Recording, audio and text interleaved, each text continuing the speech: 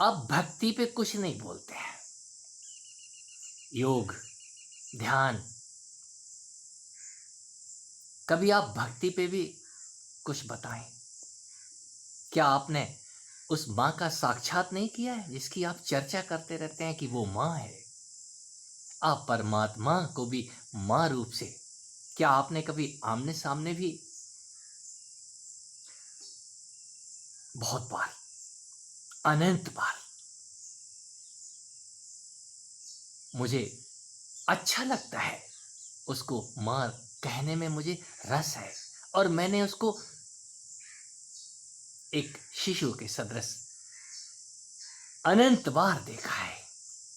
आज मैं आपको एक जीवंत घटना सुना रहा हूं। मैं वृंदावन कभी नहीं गया था। अब कुछ साल पहले की बात है। सावन के महीने में मैं वृंदावन पहुंच जाता हूं। वृंदावन में सावन का उत्सव देखते बनता है। फूल बंगला सजाया जाता है। नित्य लाखों के पुष्पों से बांके बिहारी का मंदिर सजाया जाता है। नित्य वो नए पुष्पों से उनका बंगला सजता है, फूल बंगला। कौतूहलवश देखने के लिए मैं भी वृंदावन में था। सूर्यास्त का समय था। सोचा चलो यमुना माँ में नहा लेता हूं। मैं नहाने का बड़ा शौकीन हूं। यमुना माँ के घाट पे खड़ा हूं और वहां जो दृश्य देखता हूं, मेरा मन अजीब से भाव से भर जाता है। इतनी गंदगी, वो गंदगी, मानव मल तैरता हुआ दिख रहा था मुझे चारों तरफ। और कुछ लोग जो दूर खड़े थे तट के ऊपर, वो बजाय आचमन करने के जल की कुछ बूंदें अपने वस्त्रों पे छिड़क रहे थे और वापस मुड़ करके नाक सिकोड़ते हुए जा रहे थे। खिन्न मन से मैं वापस आ गया हूं अपनी धर्मशाला में जहां मैं ठहरा हुआ था और पूरी रात कहीं नहीं गया। पूरा अगला दिन कहीं नहीं गया और शाम होते ही मुझे जैसे किसी ने उठा के खड़ा कर दिया हो। खड़े हो जाओ। जैसे कपड़े अभी पहनता हूं ऐसे ही चादर लपेटी ऊपर से और चल पड़े। उसी जगह पे जहां पर 24 घंटे पहले खड़ा था। आज मुझे गंदगी दिखाई नहीं दे रही थी। दो चार लोग इधर उधर जो खड़े थे वो भी थोड़ी देर में वहां से चले जाते हैं। अचानक मैंने वो सारे कपड़े उतारे और छलांग लगा दी। जैसे किसी ने पकड़ के ही मुझे समेट लिया हो, अपने आगोश में ले लिया हो। उन लहरों के साथ मैं अटखेलियां कर रहा हूं। दूर खड़ा हुआ एक मल्लाह चिल्ला रहा है, बहाव तेज है, आगे मत जाओ, ढूंढना मुश्किल हो जाएगा। अभी अभी थोड़ी देर पहले एक बह के गया है। एक कानों में आवाज पड़ रही थी मेरी। मैं उस बात से बेपरवाह था और ये सोचते हुए यदि मैं बह भी जाता हूं तो कहीं अपनी उस मां की गोद में हूं। और चाहिए क्या, इसी अवसर की तो तलाश थी मुझे। लेकिन वो बहाती कहां है? उसने थोड़ी दूरी लुढ़काया और लुढ़काने के बाद मुझे खड़ा कर दिया। बहाव इतना तेज था कि मेरी जो लंगोटी थी खुल गई और वो बह गई। शर्मिंदा होता हुआ मैं करूं तो करूं क्या, वो पानी में ही काफी देर तक खड़ा रहा कि जब कोई दूर दूर तक नहीं होगा, अंधेरा हो जाएगा तो मैं निकल के बाहर जाऊंगा। और वही हुआ। भगवान श्री ने अंधेरा भी कर दिया। वो सूर्य नारायण किधर चले गए मुझे नहीं पता। मैं बाहर निकला, नीचे से अपना जो भी अंग वस्त्र था पहना और ऊपर से ओढ़नी ओढ़ी, चल पड़ा। मुझे वृंदावन के रास्ते पता नहीं थे,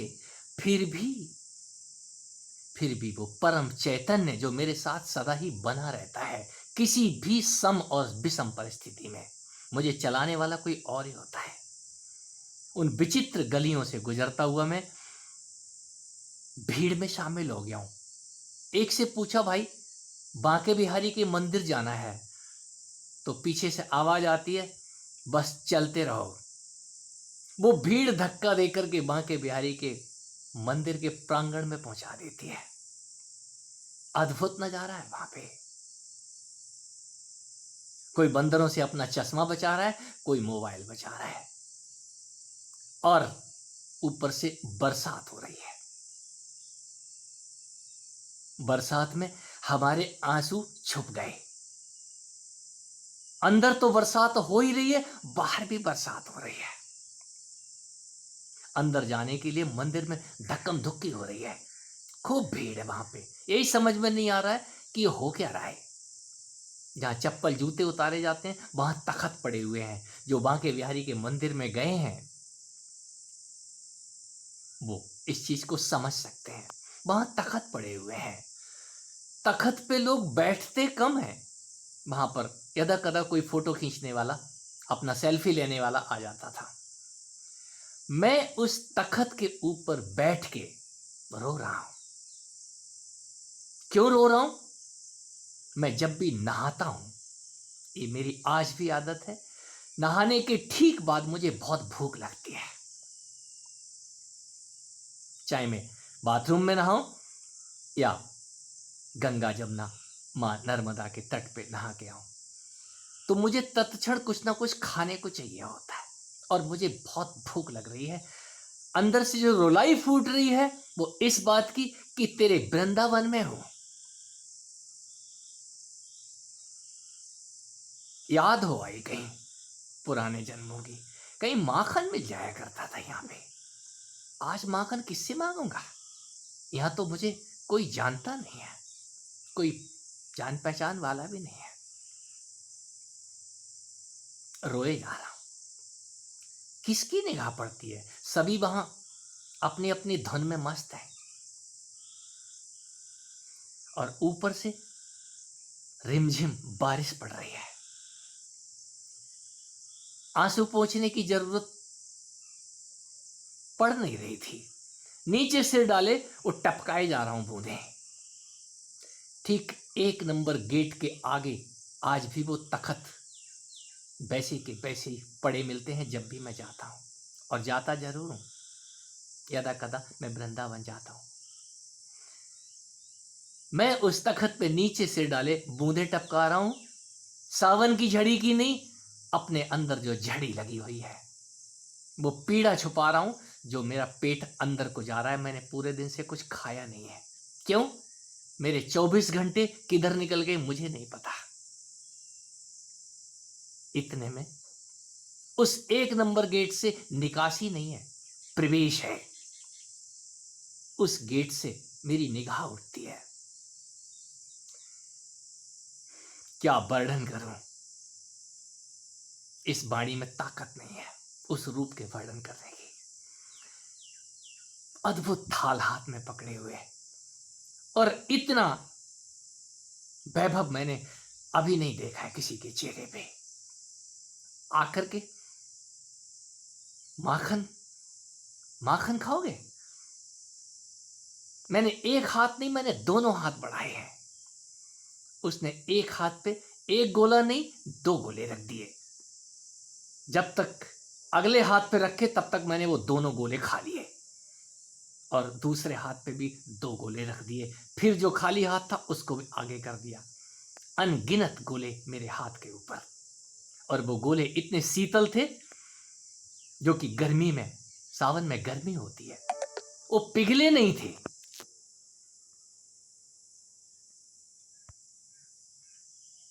वो गोले इतनी जल्दी पिघले नहीं।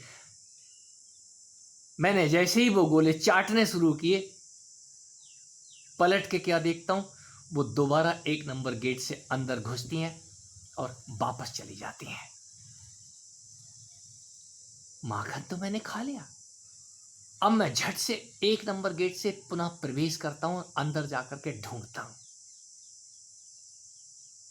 उस भीड़ में मुझे वो दोबारा नहीं दिखी। आज भी उनका वो सौंदर्य मेरे मस्तिष्क में अंकित है और मैं उसको याद करके प्रफुल्लित होता रहता हूँ, राधे राधे करता रहता हूँ। अद्भुत है, जिस गली से भी मैं गुजरा हूं वृंदावन की, वो गली मुझे दोबारा नहीं मिलती थी।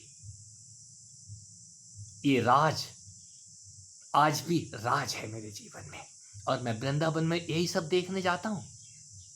घूमने भी निकलता हूं तो अकेला घूमने निकलता हूं, किसी को भी साथ नहीं लेता हूं। यदि कोई गलती से साथ हो भी जाता है महात्मा, तो वो रास्ते में ही या तो मैं बिछुड़ जाता हूं या वो कहीं ना कहीं व्यस्त हो जाते हैं। ये आंखों देखी घटना। मैं वृंदावन उस बांके बिहारी मंदिर में खड़े खड़े मुझे वो बांकी छवि वाली क्या कह दूं, मैं आज भी उन्हें देखने जाता हूं और वो काले कलूटे उस सामने खड़े खड़े मुस्कुराते रहते हैं। तू मुझे देखने कहाँ आता है, तू तो उसे देखने आता है और वो तो कहीं मेरे ही अंदर घुसी हुई है। निस्संदेह ऐसा ही है। ये भाव का साम्राज्य जिंदा हो जाता है जब आप अंदर से भाव से भरे हुए हों और वो जीवंत प्रतिमा आपके सामने उपस्थित हो जाती है। तब आप कहते हैं मैंने मां के दर्शन किए हैं। ये दर्शन सुलभ है उन लोगों के लिए जो भाव साम्राज्य में जीते हैं।